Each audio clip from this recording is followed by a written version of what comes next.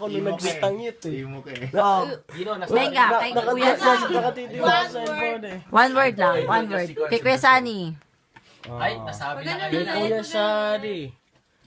Una ko impression, parang yung mga... Boy din. Hindi po, yung kumbaga sa school yung mga pogi type, yung mga gano'n. Mga gano'n. Yung Positive answer. Oh, kay Jana, kay Ilan. Ate Ilan. Una-una, nakatitig lang lagi sa cellphone din eh. Kay Kuya Paco. Kaya pa ako, di ko napapansin. Pero aura kay. Ay, ngayon? Freaky din siya. Oo. Oo. Kay Kuya JP. Nakasmay lagi. Lalo na pag labas niya ng anniversary, yung nakangita niya yan.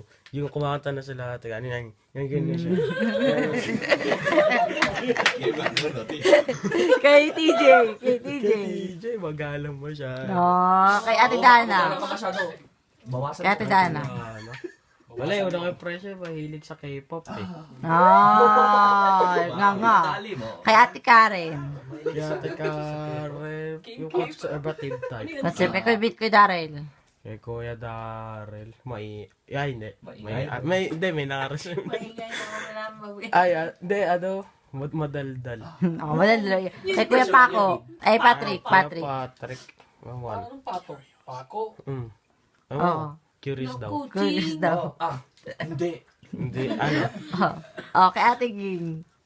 Wala, habang nag-cellphone ako, ikaw yung pinakamaingay. Ikaw yung, boses wala yung naririnig eh. Pareho yung answer. Okay, gusto ko yan.